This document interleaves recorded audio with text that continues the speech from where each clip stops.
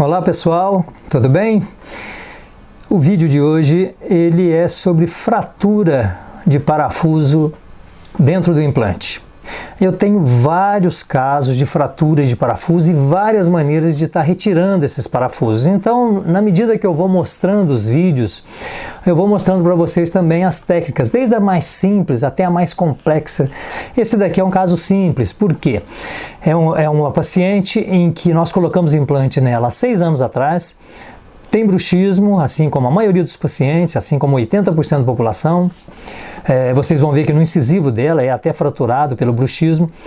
E o que acontece quando a pessoa usa o implante? O implante ele não cede. O dente natural cede. O que isso quer dizer? Que o dente ele movimenta em todos os sentidos na nossa arcada. O implante ele movimenta uma questão ínfima em relação ao dente. O dente movimenta 200 microns e o implante ele movimenta 15 a 20 microns só. Então praticamente não movimenta. E aí a pessoa tendo bruxismo, ela vai... O dente inferior, que no nosso caso aqui é na região que nós colocamos o implante superior direita, né? No primeiro pré-molar é o dente 14. E o pré-molar inferior ele vai extruindo. Mesmo que a gente deixe o dente em suboclusão, porque normalmente um dente unitário eu acabo deixando ele em suboclusão, ele não em inclusão, porque se a pessoa tem bruxismo, na hora que ela aperta os dentes com toda a força à noite, o único dente que vai estar tocando realmente mais do que os outros é o dente do implante. Então é ele que acaba sendo todo o mais prejudicado na arcada. E com esse bruxismo constante, porque esse serviço foi feito nela há 6 anos atrás, foi feito em 2013. E na anamnese ela já relatava que tinha o bruxismo, inclusive dor de cabeça provocada pelo bruxismo. E essa vibração constante todo dia à noite faz com que o parafuso acaba fraturando dentro do implante. Por isso mesmo que, na maioria dos meus casos, o parafuso que eu utilizo como parafuso retentor da peça protética no implante é um parafuso de latão. Por quê? Porque ele é mais mole, é mais fácil da gente conseguir perfurá-lo e fazer fenda, e ao mesmo tempo ele passa a ser o ponto de fratura. Não é a prótese e não é o implante. Então a gente tem que ter algo em que ele, com o tempo, com o passar do tempo, ele venha a ser fácil de ser retirado, fácil de ser renovado, fácil de ser trocado. Então, vamos ao caso. Como eu já disse, foi o dente 14 que foi colocado lá em 2013. Ao parafuso fraturado dentro do implante, vejam vocês. Aquilo ali, quando é parafuso de ouro, em que a pessoa dá um torque acima de 10 newtons, o ouro quase que fica brunido dentro das espiras do implante. Vira um terror para tirar. Parafuso de ouro é o pior parafuso que tem para ser tirado. Ele é um pouco mais mole para ser perfurado, mas ele é triste de ser tirado. Às vezes você estraga completamente a espira interna do implante. Por isso que eu utilizo o parafuso de latão e também coloco normalmente ali uma lisandra ou silicone, mas normalmente silicone. Bom, no nosso caso aqui, vamos a ele porque a gengiva ela fecha completamente em cima do implante quando tem a fratura do parafuso. Então, como ele está subgengival, e vocês podem ver também na radiografia que tem uma certa reabsorção próximo ao pescoço do implante, à plataforma do implante. Isso nada mais é do que interferência oclusal, é trauma oclusal que vai causando isso.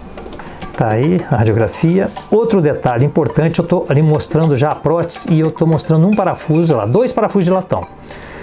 Esse eu fiz uma fenda mais prolongada, tá vendo, ó? Para que isso? O outro já é uma fenda que vem de fábrica, ela já vem mais curta. Essa fenda prolongada é para a gente conseguir dar um torque depois de 10 a 20 newtons. Por isso que eu faço ela mais profunda, aquela fenda, né? Senão ela fica espanando.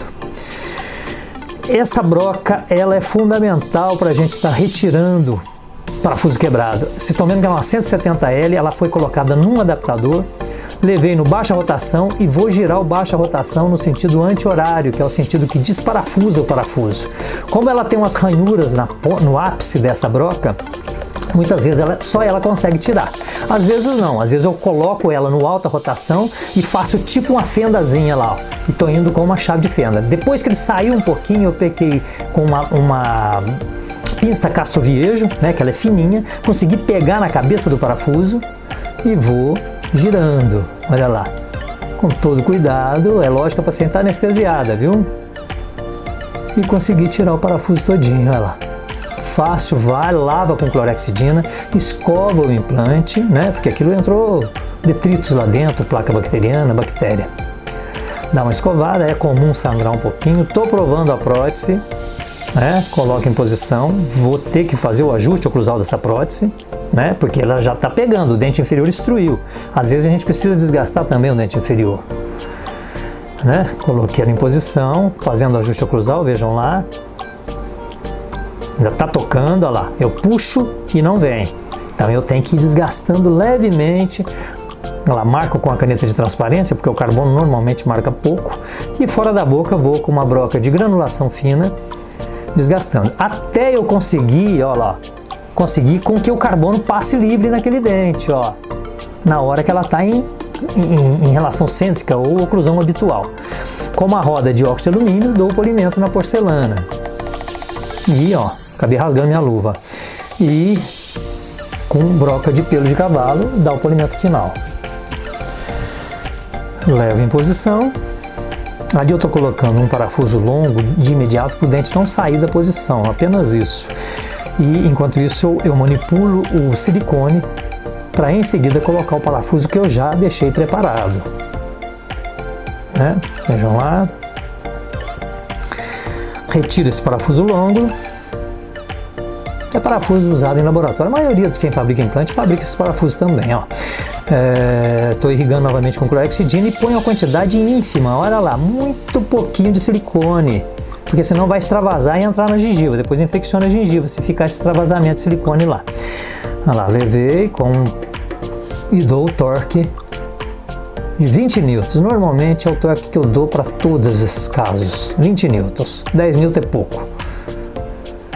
Perguntei se está tocando, disse que não.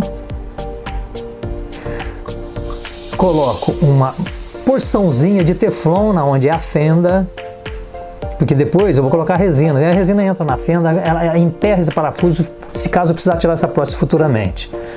Olha lá, estou colocando dentro da fenda. Seco, passo o álcool isopropílico. Isso daí eu estou misturando opaco com a pasta base do cimento. E em seguida que eu vou e passo o catalisador. Para que é esse opaco? Para não dar aquele escurecimento bem no meio do implante provocado pela resina à medida que ela vai envelhecendo. Esse opaco é para tampar aquele parafuso. Olha lá, vejam lá. Fica um negócio legal, fica bonito, com um serviço de qualidade, estético, né? Polimerização de 3 segundos, 4 segundos, porque ela é autopolimerizável também. Ela é cimento resinoso que eu coloquei com opaco. Estou ali dando uma meia esculpida nessa resina, né, na resina híbrida, que eu coloquei por último, que tem mais carga. Fotopolimerizo 3 segundos primeiro. Aí depois que ela já está polimerizada, conseguiu o ponto G, a gente polimeriza por 30, 40 segundos. Ela não está tocando.